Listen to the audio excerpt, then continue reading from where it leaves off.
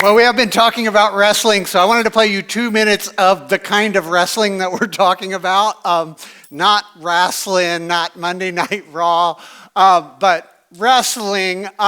That's Mike Busiello, 2019 New York State champ wrestler, 5-time champ. So he's been winning wrestling championships since he was in middle school. And I picked him just to show you kind of the best of the best because his record, if you can imagine this, is 299 wins and 9 losses. So that, I guess, is about as good as it gets. And yes, I have been talking about wrestling all month. And because I'm a real wrestler, I don't call it a leotard. No, I'm not a real wrestler, but I do know a lot about wrestling because I'm a man who asked a woman, quite frankly. I'm serious, I've had like just walls of text with Ken Ashaller this week because they're at a wrestling tournament again today. Like her and Chuck have probably seen more wrestling matches with both of their sons. Tyler and Tanner are both championship wrestlers since they were like that tall. So they've been to thousands of matches. So everything I say today as far as wrestling, I've at least vetted with her. The Bible part, if I'm wrong, that's my fault, all right? So, because I've been trying to convince all of you, and I really want to do that this week, to stop struggling and start wrestling because there's a huge, huge difference. You know, like all of us struggle. All of us are in some sort of situation with others, with career, with family, with just life and the gravity of living where we feel like we're in a struggle. But wrestling is a different thing. Wrestling is you're still struggling, but you have a plan and you have some training and you have a hope at least or a trust that someone else is watching, that there's a referee who's keeping score, and that you have a chance at the end of this, even though you're struggling and even though you're sweating and even though, you know, it's a difficult time, that you could come out on the other side a winner. And that's really what we've been talking about all month, because there's this crazy little story in Scripture. Not the craziest story, that's Christmas and Easter, but this is a crazy. So I just want to read this and catch us all up, and I want to talk to you about this guy named Jacob. And the story goes, it says, Jacob was left alone in the camp that night, and a man came and wrestled with him until the dawn began to break. And we're going to talk about this next week, that like all night wrestling, the darkest part of the night, like all night long wrestling. And it says, when the man saw that he could not win the match, he touched Jacob's hip and he wrenched it out of its socket. I think that's allowable. And then the man said, let me go, for the dawn is breaking. And that we got to talk about next week. But honestly, like, I've seen a guy like in Taekwondo get an arm dislocated, and it is shocking. Like where it's like 1 minute they're fighting, and the next thing his arm's just like swinging on like it's on a tool belt or something. Just the weirdest thing ever. Like, but Jacob has his leg dislocated, and what does the guy say? Hey, you gotta let me go. He's still wrestling. It's crazy. But Jacob said, I will not let you go unless you bless me. What is your name? The man asked, and he replied, Jacob. And the man said, your name will no longer be Jacob. From now on you will be called Israel, because you have fought with God and with man and have won. And the story goes on, and it's just an amazing story, because Jacob, and we don't know who exactly he was wrestling, it's still not clear. At least an angel. Maybe Jesus, I've heard that, like, well, maybe Jesus came down early and wrestled, I don't know. Jacob said, because he's a guy, you know, like he said that he had fought with God and won, and that's really where he got that, is that's what this person said, this person who not only just blessed him, but it turned out to be true, because Jacob's name is changed to Israel, and he's that Israel, like he is the father of Israel. And the interesting thing is what Jacob means, and I once again, this is another strange part of the story that we're 3 weeks in and I still don't know the answer to, is in Monday Night Wrestling, in WWE or WWF, whatever era wrestling, the word for a villain, the word for a bad guy, the word for the guy that comes out and the crowd goes, boo, is heel. And that's exactly what Jacob was. In that sort of scripted professional wrestling, they call them heels and baby faces, and heels are the bad guys and baby faces are the good guys. And Jacob's name, ironically, actually meant heel or deceiver, but yet we see, and I think this is so inspiring and why I would want to talk to you about it, is that this guy named Jacob, who was named heel, basically, also was a heel. He was a bad guy. He was a deceiver. He was a guy who robbed his brother and sort of like had trouble with his uncle forever, and was married to two sisters and sleeping with their personal assistant servants. I mean, it's a crazy Game of Thrones story. But yet he goes from being this heel, Jacob, to Israel, and God, or the angel, said that he had fought with God and man and won. So, that's a two-belt championship. I mean, that's crazy to go, okay, here's this guy who was a heel, who was a bad guy, who was just sort of everybody's villain, becomes a winner, and God says he's a winner. I mean, that's pretty crazy. Now, here's the thing I want to talk to you about today, though. And I'll be honest with you, I didn't even know the name of this earlier this week. It's called the referee's position. You've probably seen this if you've ever been to a high school wrestling match or watched Olympic wrestling. There's a point, and this is just Don outsider talking, there's a point where you go, that doesn't look fair to me. Why does that guy have to start on the bottom?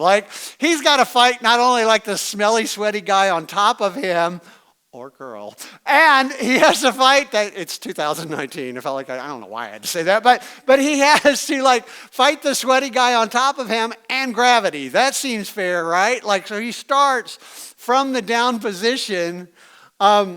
And then I found out, I was doing a little research, I was like, well, what is that called? I just kept, so I'm not, research sounds like I'm at the Library of Congress. I'm on my phone in the bathroom going, what do you call the down position in wrestling? But anyway, I find out it's called the referee's position. And so I text Ken and I go, can you explain to me this referee's position, this thing where you have to start, and I get it, I guess somebody has to be on the bottom, but why does the guy have to start on the bottom? Because they also start standing up, and that seems more fair. And so Kenna actually took the time and educated me, and I get to educate you if you don't know this, and some of you actually do. The referee's position is nothing to do really with the referee. She said there's 3 periods in wrestling. And basically they flip a coin they start up standing up on the first period, and the second one, they flip a coin, and you either get to choose and defer, or you get to start standing up. You get to choose. So really, the referee never chooses. That's important to know about the referee's position. When you see that guy on the bottom, he either chose to be there, because believe it or not, some people choose that position to start, or it was just chance and the other guy chose for him, or sometimes she said they will defer, they win the coin toss, and they can go, you get to choose this time and I'll choose next time, so it may be strategy. But one thing Kenna told me, she said, make sure and tell everybody, because you don't understand this right, it's not the referee making them go in that position. It's either chance, it's either the flip of the coin caused them to, or sometimes they win the coin toss, and due to strategy, which she explained to me, and I was like, oh, I guess that makes sense. They will take that position in the second period, which is a huge act of faith if you think about it, because they're believing there will be a third period where they will be on top. That's kind of interesting, isn't it? Because it could end then. It could be they get pinned in that position and it's all over. But literally, when you see a guy choose the down position, she said it's kind of a power move, because you're like, I'm believing I'm going to make it to the third period, and then I'm on top, and I'm going to end this whole match. And so I think it's important that we know that even though it's called the referee's position, it's not like the referee's going, hey, I like you, and so you're on top, and I like you. I don't like you. Don't like the looks of you, fella. You're on the bottom. And that's really why I want to talk about that, is because that's sort of the story of Jacob. We talk about Jacob being a heel, and he was. Jacob did a lot of bad things, and Jacob was like a deceiver and a liar, and can't be overlooked. But it's also clear that Jacob started on the bottom. Let me just read this thing about Jacob's birth. I mean, starting on the bottom, absolutely. It says, when time came for his mother to give birth, there were twin boys in her womb, and the first to come out was red, and his whole body was like a hairy garment. So they named him Esau, which means red, okay? So red is born first. And I think he looks a little like a Wookiee. That's all I can think. He's big. I mean, Wookiee, right? He's like giant and hairy and red. And that's my only Wookiee impression I'm going to give you. And after this, his brother came out with his hand grasping Esau's heel. So literally, he's born latched on. Like, my guess is they're like fighting to get out. Like, like two kids. Well, no, never mind. Don't think about that. But like, it feels like there's probably a wrestling match going on internally at that point, because he comes out of the womb grabbing onto his brother Esau's heel, which is where he gets the name. It says, his brother came out with his hand grasping Esau's heel, so he was named Jacob. Isn't that great? Like, because you grabbed your, like we all get bad nicknames. I was Bosco. That's what my dad called me. That's not too bad. My brother, who was kind of chubby, was called Butter. I like that one. That's funny. But he became the heel because he caught his brother's heel. And it says the boys grew up, excuse me, and Esau became a skillful hunter, a man of the open country. So we got this giant, hairy, red-headed dude who is like a man's man, and he's a hunter, and he brings back game. And it says, while Jacob was content to stay at home among the tents and play Fortnite. That's what Jacob did. And, no offense. But anyway, Isaac, who has a taste for wild game, loved Esau, but Rebekah loved Jacob. So we have this picture so just imagine sort of the referee's position that Jacob starts in. He's born second, and that's chance, right? Like, you can't decide when you were born. And it's funny because we overlook that, but the truth is we can't decide when we were born. I mean, that makes a big difference. I'm not talking about first or second, although in this culture, birth order meant everything. Like, literally, if he would have been born a second earlier, he would have had access to everything. He would have got the biggest inheritance. He would have been the family patriarch. Like, this is so, so important. It was like the most important thing was birth order. And he misses it by, 15 seconds, like with his hand on his brother's heel. And he has no way of determining that. And then he's named Jacob for his trouble, like, because he grasped his brother's heel. They go, hey, look at that little Jacob. And he becomes the heel from the beginning, So within the first few seconds of his life, he's really, like, a lot has been decided for our friend Jacob. Not a hunter. I mean, a chance is probably more a choice. He's like, I don't dig hunting. And he's not huge and hairy, which that's not his choice. So we've got some choices and some chances. Like, it says that he's a smooth fellow who liked to hang in the tent with his mom. Like, and I don't think he meant like smooth, like he had a good game that he's talking. Like, he's just like Jacob, hairless white dude in the tent with his mom, and his brother is the Wookiee who can like take down game with a bow and arrow. It's crazy. And not his father's favorite, really, not his choice, it's his chance. His dad, his dad loves game, and I totally get that. Like, Chris smokes meat for me, my son smokes meat for him, and like, people can get me amazing gifts, and like, he brings a brisket, and I'm like, you're the greatest son. I've never told you this. He's like, where did that come from? Where was that when I was a teenager? I'm like, you didn't know how to smoke meat. Like, and so that's like, okay, that's tough to beat. Like, his dad loves him some barbecue. I totally agree. And Jacob's a mama's boy. His mom loves him, and he loves being with his mom, and that's sort of maybe chance, maybe choice, but man, that's a down position in the rough and tumble world of, that time, where birth order is everything, where strength is everything, where, sort of like your position in the family gets decided really early. And so it's clear, I don't know what Jacob thought.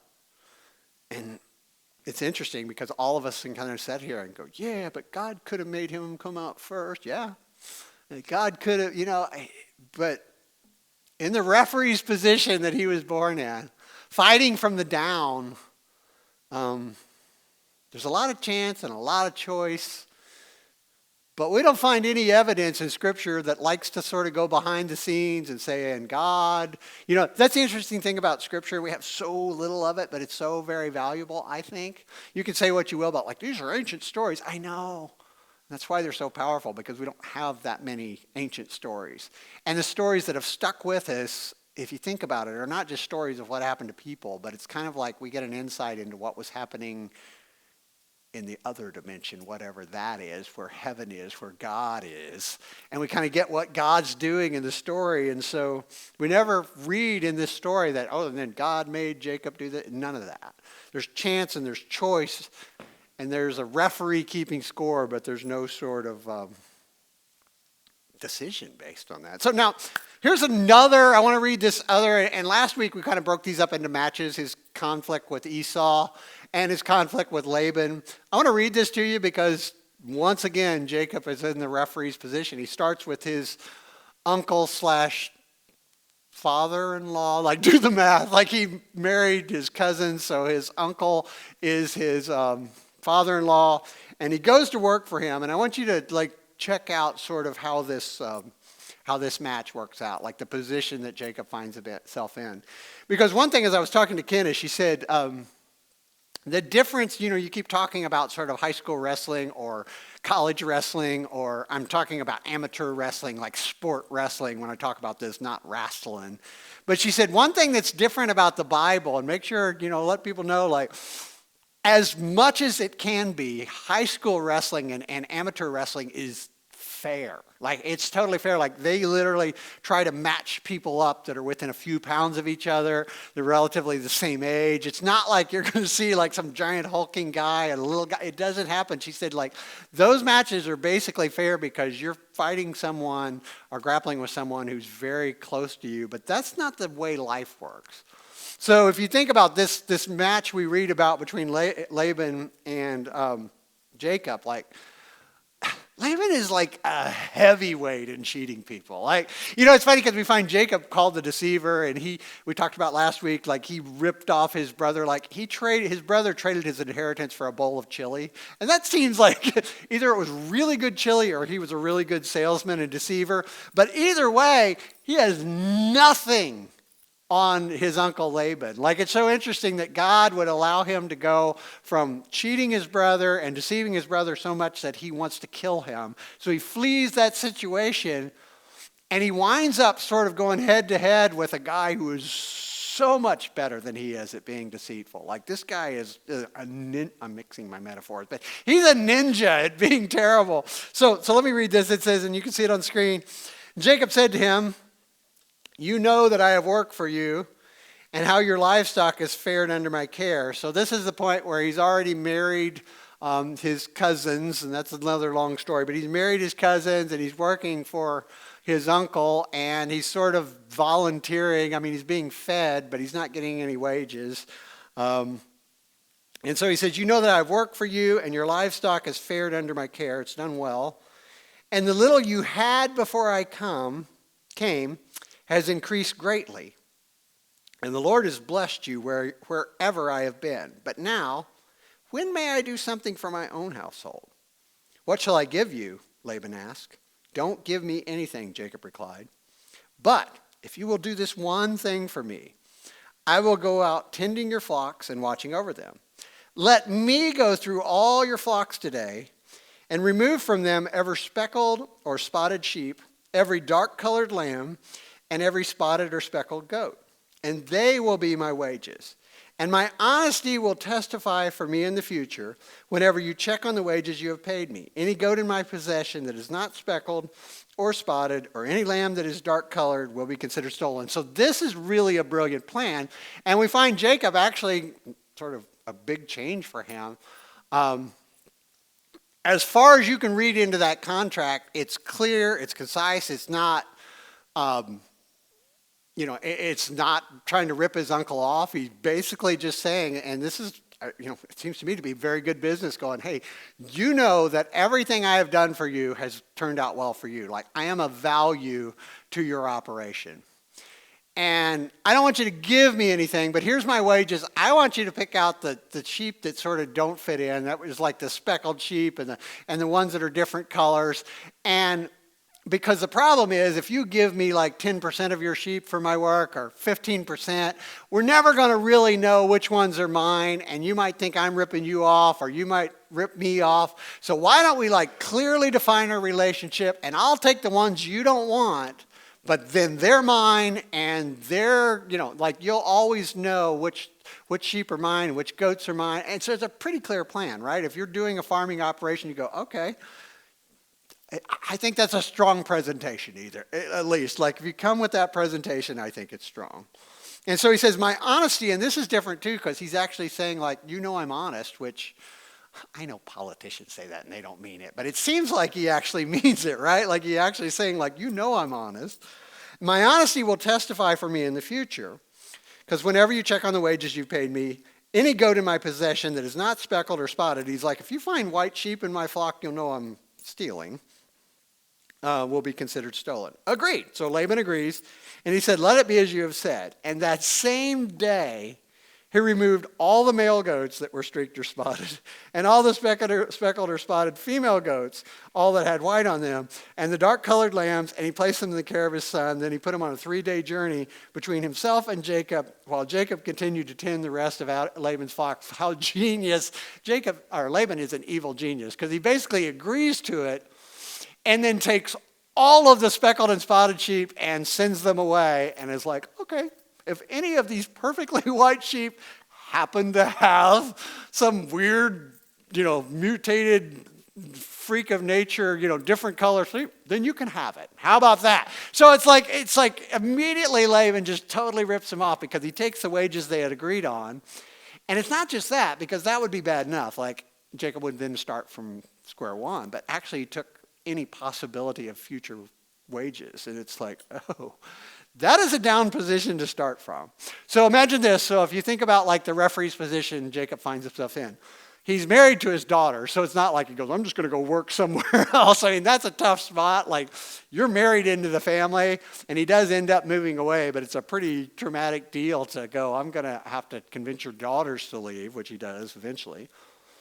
He comes into the deal with no capital. It's not like he came and he's like, yeah, but remember all these sheep are mine, and then we blend. No. Like Jacob came with a walking stick, not even a cool walking stick. It was an actual stick, I think. So Jacob comes in, he's got no capital.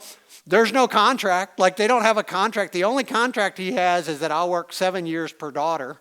He has no contract that he'll make, and no wage agreement. They're negotiating from nothing, which, if you're ever negotiated anything, you go, this is a bad spot to be in, because we don't have any precedent. I have no capital. I have no leverage. George Costanza would say, I have no hand. Like, I got nothing. And he's not even huge and hairy. Like, that would help, right? Like, I was thinking about this, like, if he was huge and hairy and looked like a Wookiee and was good with a bow and bow staff like Napoleon Dynamite, like, at least Laban would be scared of him. But he's a smooth dude who lives with his mom, like, up till that point. It's crazy. And here's the worst one. In Action Church, folks, you know this. Like, he's already volunteering. Like, there's no way. Wait a minute. Like, there's no way, if you've been volunteering long enough, to go, hey, you know what I want? That thing I'm doing for free, you should pay me for it from now on. So it's a bad position, right? And even though we call it the referee's position, Ken is right. Like, it's all chance and it's all choice.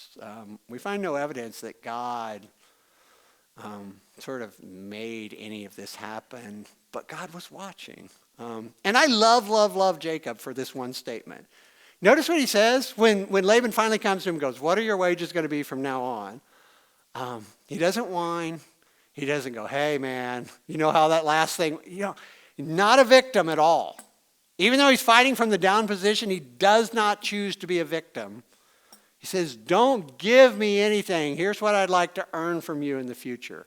And here's a plan to get there. And I think right here, like, we don't have time to do it, but like this statement here from Jacob, as far as like, any sort of competition that we're in life, whether it be business or scholastic or interpersonal or anything where we're literally having to go one-on-one or one on a team with people, what a great example. Like, don't sit back and whine. Like, don't be a victim. Instead, he's like, don't give me anything, but here's what I've done in the past that's valuable. Here's why I'm valuable to your organization, and here's what I'd like to do in the future.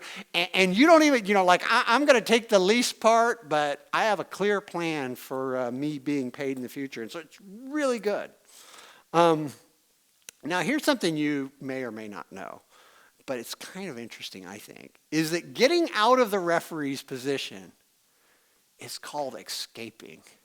So if you're the guy that has to start on the bottom and you have to fight the sweaty behemoth above you, and you have to, like he's in competition with his hairy Wookiee brother and gravity because he's in the referee's position, what he's trying to do is escape.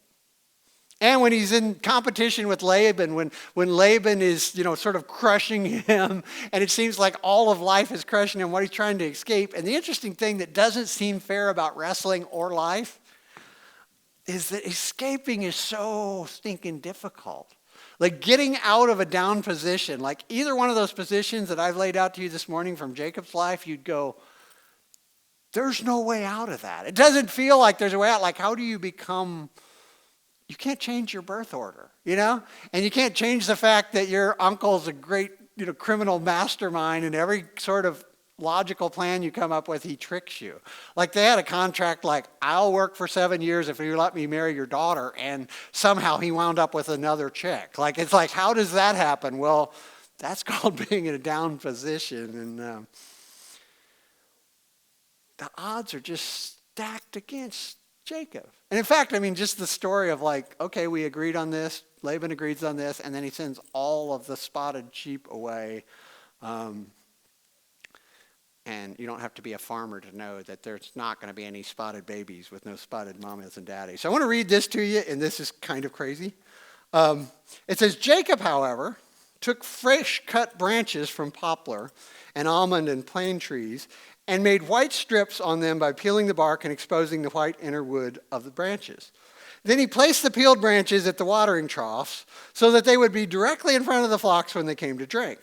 And when the flocks were in heat and came to drink, they made it in front of the branches. And they bore young that were streaked or speckled or spotted, and Jacob set apart the young of the flock by themselves, but he made the rest face the streaked and dark-colored animals that belonged to Laban. Thus he made a separate flock for himself and did not put them with Laban's animals.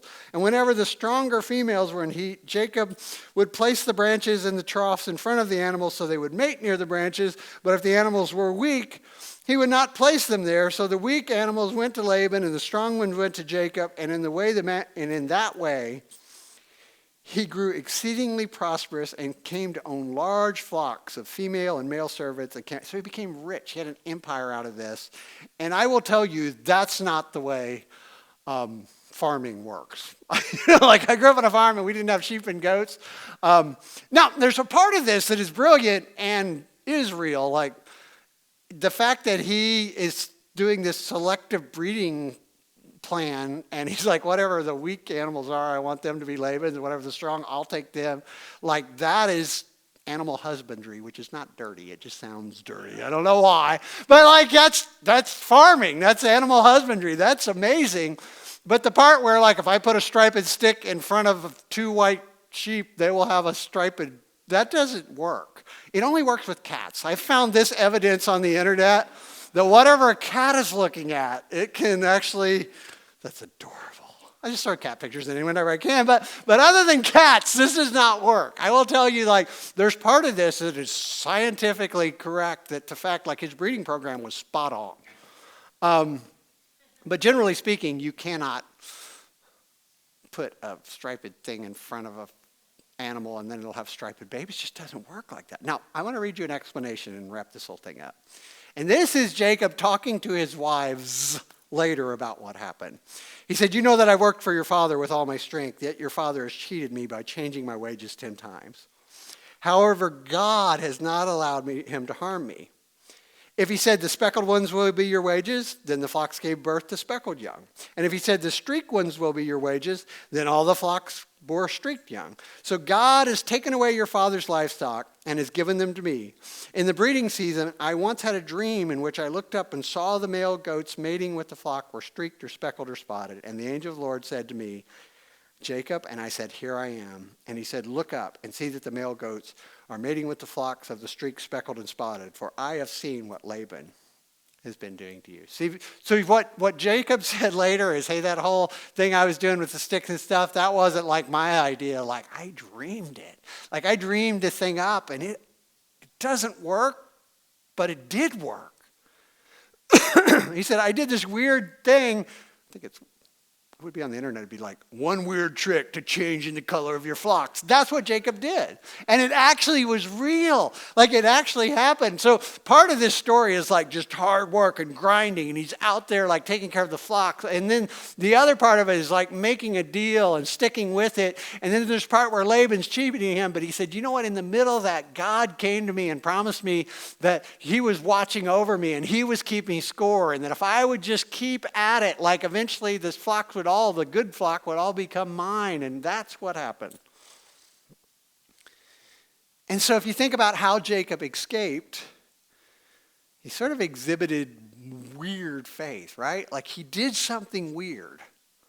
But truthfully, I've been thinking about this, like most of what we do in faith is a little weird. Even today in business, right?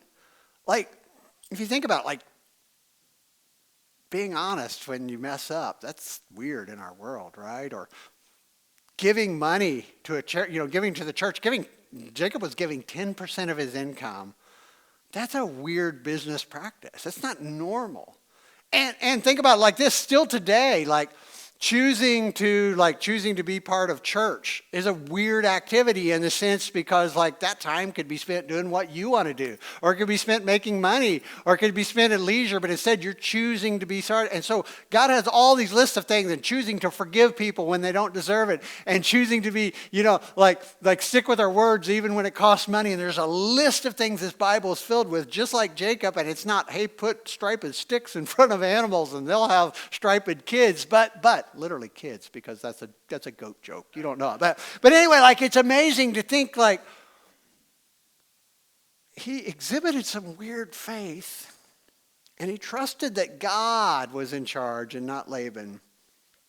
But he also worked with all his strength, like hours and hours of grinding to take care of these flocks. And we also find him using his brain, which I think is incredible. It's not just faith. There's work in there, but there's also logic. He's like, if I can control which babies are going to be born to which things, I'm going to take the best females and I want theirs, because he was smart enough to know that would give him a strong flock. So I want Mike to come back up here and play us another song. But I just want to pray with you, because some of you this morning feel like you need to escape from a referee's position. You feel like life it sort of started you in the down position.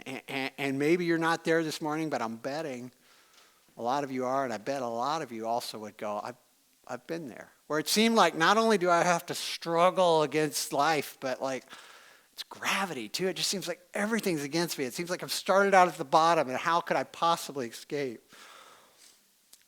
I want to leave you with two things, and I want to pray with you. Number one, this is so important. Like if we learn nothing else today, when this happens, and this is the thing, I started this whole thing about wrestling, not struggling. Like I see people walk away from their faith and walk away from their God when times get hard. And what Jacob did was the opposite. When times were the hardest, he just hung in there and he just struggled and he just kept that angel, I think, in a headlock for all night. It's just amazing to go, man, hip out of socket, I don't care. I got the angel in a headlock and I'm not giving up until I'm blessed. And you know how we could start that this morning? We need to stop blaming God for our down position. He's the referee and he is absolutely allowing it to happen. That is true. But man, there's a lot of chance and a lot of choice in life. And you might think that's not a Christian position, but it absolutely is.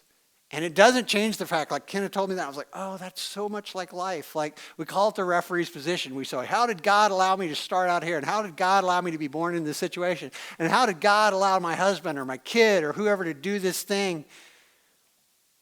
He's keeping score.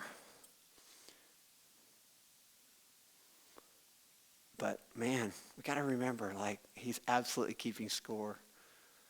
But there's a lot of chance and a lot of choice that happens in our lives. And so this is what worked for Jacob, who became Israel. He worked with all his strengths, and he used his brain. And he exhibited weird faith, because all faith is weird. Did some things that didn't make any sense, but he trusted God, and they worked out just perfectly. But more than anything, like, he trusted that God was watching, and he was. And so I want to pray with you. And I don't know where you are in that story. I don't know where you see yourself in that story. But if you're in that down position, I want to just urge you, go stop blaming God for being in that position. But start trusting him that he's keeping score, and it is a winning. And that's one thing Kenna told me that I wanted to tell you. She said, do you know that most like competitive wrestling matches are won by a point? And she said, it's funny, like, it seems like getting out of the down position, getting out of the referee's position isn't important, and it seems impossible, and it's like you do all this struggle and you get 2 points for a takedown, but you only get 1 point to escape. She said it seems like a waste of time, but most competitive matches are won by the 1 point, so the fact that you escape is everything. And I think that's true for you, and I want to pray with you. Dear Jesus, God, we are so grateful that you are keeping score and that you're a just referee. And God, I know there's so many people here today that at some point in their life have found themselves in the down position, in the referee's position, and it seems so unfair. And it seems like you're causing it. It really does. It seems like, how could God allow me to be in this terrible situation? But God, I pray that we'd be more like Israel, more like Jacob, and that we'd work very, very hard to get out of it. And we would use our brain, but more than that we would trust you in our faith, and trust that you are a just referee. In your name we pray. Amen.